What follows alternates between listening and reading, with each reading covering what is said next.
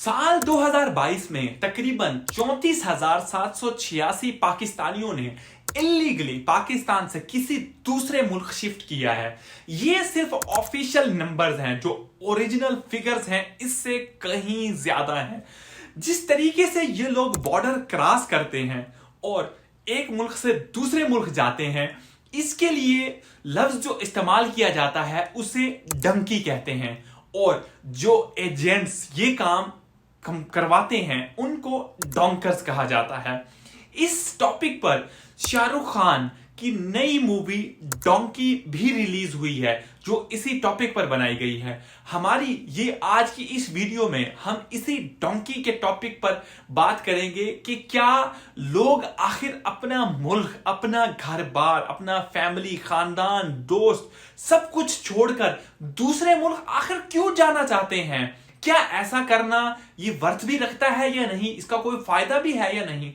मैं हूं आपका शान हैदर। चलिए स्टार्ट करते हैं। पाकिस्तानी जो डंकी के लिए जो रास्ता इस्तेमाल करते हैं वो है कि वो सबसे पहले जाते हैं कोयटा से ये बॉर्डर क्रॉस करते हैं ईरान का। अब ये इतनी बुरे तरीके से बॉर्डर क्रॉस करते हैं, बकरियों की तरह इनको वैन्स में डाला जाता है। फिर वहां से ये जाते हैं टर्की में कुछ अर्सा स्टे करने के बाद ये बोट से ग्रीस जाते हैं, जिसे यूनान कहते हैं। फिर ये वहां से इटली जाते हैं, बुल्गारिया, सर्बिया, हंगरी, ऑस्ट्रिया वगैरह वगैरह से होते हुए ये जर्मनी तक पहुंचते हैं या इटली में रुक जाते हैं।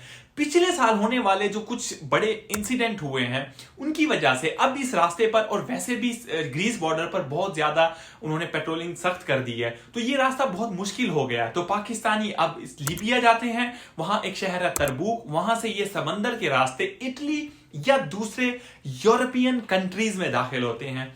एक और रास्ता जो ये लोग यूएसए जाने के लिए इस्तेमाल करते हैं वो है मैक्सिको या कनाडा का बॉर्डर, इससे ये अमेरिका में दाखिल होते हैं। अब ये सफर जो है ये बिल्कुल भी आसान नहीं है, पानामा के मुख्तलिफ जंगलों से बगैर किसी खाने पीने के, और ये सफर में कई लोग मारे जाते हैं। जो कनाडा का बॉर्डर है यहां पर जो टेम्परेचर है तकरीबन -35 से -40 तक जो है ना चला जाता है, और ये लोग वहां पे दाखिल होने के लिए कश्तियां कई दफा उलट जाती हैं यूरोप में दाखिल होने के लिए, और कई लोगों की मौत हो जाती है। इस काम के लिए एजेंट्स इनसे लाखों चार्ज करते हैं। क्या इन कंट्रीज में लीगली जाने का कोई रास्ता नहीं है कि ऐसा नहीं कि लोग शायद कम इल्मी की वजह से, नॉलेज की कमी होने की वजह से इनका वीजा बार बार रिजेक्ट होता रहता है। तो दूसरा, ये एजेंट्स इनको बड़े सब्ज बाग दिखाते हैं, बड़े बड़े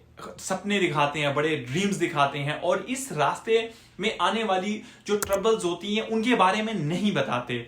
तो YouTube पर बहुत सारे चैनल्स हैं जो लोग जो है ना इसी प्रोसेस के जरिए जो डंकी करके या ये सफर करके कामयाब हो जाते हैं, तो वो अपनी उनकी जो भी स्टोरी उनके साथ बीती होती है वो दिखाते हैं, अपनी तकलीफें, और इसमें काफी दर्दनाक किस्म की स्टोरीज होती हैं। आप YouTube पे जाके देख सकते हैं डंकी से रिलेटेड चैनल, और जिंदगी और मौत के बीच की बात होती है। और वो बंदा ये सफर जिसको यहां भी आपको अगर मौत नजर आ रही है तो तब आप खुद चूज करें, आपको समझ आती है। मैं आपको रेकमेंड नहीं कर रहा, लेकिन एक बात है, सिर्फ मौत वहां पे ही है, वहां पे और कुछ नहीं है। और नीचे खास जो पढ़े लिखे भी हैं वो डंकी करते हैं, वो भी इस रास्ते से जाते हैं। कई पढ़े लिखे लोगों ने भी ऐसा किया है, इस वजह से ये लोग डंकी के लिए तैयार हो जाते हैं। तो क्या वाकई यूरोप या यूएस वगैरह जाकर लाइफ आसान हो जाती है और ये लोग यहां जाकर इजीली सेटल हो जाते हैं?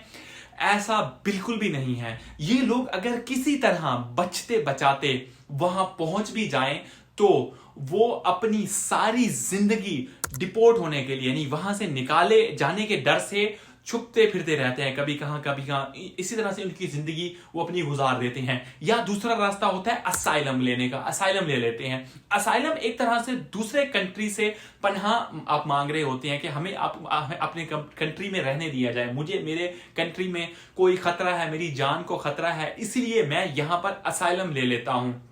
मुझे यहाँ पर असाइलम दे दिया जाए। ज्यादातर लोग यहाँ पर झूठ बोलते हैं क्योंकि उनको मसला नहीं होता अपने कंट्री में और उन्हें डिपोर्ट कर दिया जाता है। जो बंदा असाइलम लेते वक्त झूठ बोलता है उसे वहां से डिपोर्ट कर दिया जाता है।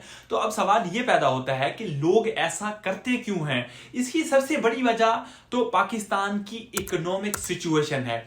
इसकी दूसरी सबसे बड़ी वजह है सोशल स्टेटस। यानी अगर किसी की खानदान में लगातार लोग मुल्क से बाहर जाकर सेटल हो रहे हैं तो लोगों को लगता है कि भाई जो है ना, अगर वो भी ऐसा नहीं करेंगे तो जो है ना, इससे उनकी जो रिस्पेक्ट है, उनकी जो वैल्यू है स्टेटस के अंदर, वो कम हो जाएगी। तो अब सबसे अहम सवाल, क्या ऐसा करना वर्थ इट है भी या नहीं? तो मेरी जो यहां पर राय है वो ये है कि ऐसा करना बिल्कुल भी वर्थ इट नहीं है। सबसे पहले एजेंट आपसे 20 से 30 लाख पाकिस्तानी जो है ना वो लेगा। फिर जो है ना वो ये कहता है कि ये टोटल फीस है, लेकिन ऐसा नहीं होता। जब आप एक मुल्क से दूसरे मुल्क का बॉर्डर क्रॉस करते हैं ना, वहां पर आपको एक नया और अलग एजेंट मिलता है। ठीक है, यानी जब आप पाकिस्तान से ईरान जाएंगे तो वहां उस बॉर्डर को जब क्रॉस करेंगे तो वहां पे कोई और बंदा, कोई और एजेंट आपको रिसीव करेगा, और टर्की में कोई और लोग होंगे जो आपको वहां से रिसीव करेंगे, आपसे पैसे मांगते हैं। अगर आप ये पैसे नहीं देते हैं तो ये आपको बुरी तरह टॉर्चर करते हैं, ये मारते हैं, और बार दफा मार भी दिया जाता है जान से भी।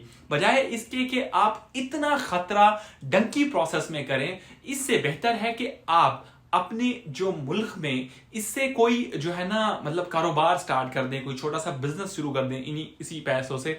अब मैं आपको जो है ना इस बात की गारंटी देता हूं कि अगर आप जितना यूरोप जाकर कमाएंगे उससे बहुत ज्यादा नहीं तो उसके बराबर ही, उससे थोड़ा कम आप अपने कारोबार से कमा सकेंगे। और इस बात की कोई गारंटी भी नहीं है कि जो है ना आप दूसरे मुल्क पहुंच जाएंगे। ठीक है, जो डोंकी के जरिए आप अपने पैसे लगा रहे हैं, और अगर पहुंच भी गए तो क्या गारंटी है कि आप डिपोर्ट नहीं होंगे। और इसके अलावा आपको सारी जिंदगी छुपकर वहां पर गुजारनी पड़ेगी। आजादी एक बहुत बड़ी नेमत है, आप कभी मुल्क वापस नहीं आ सकेंगे जब तक आपके डॉक्यूमेंट्स प्रॉपर नहीं बनेंगे। उसके लिए 15-20 साल लग जाते हैं।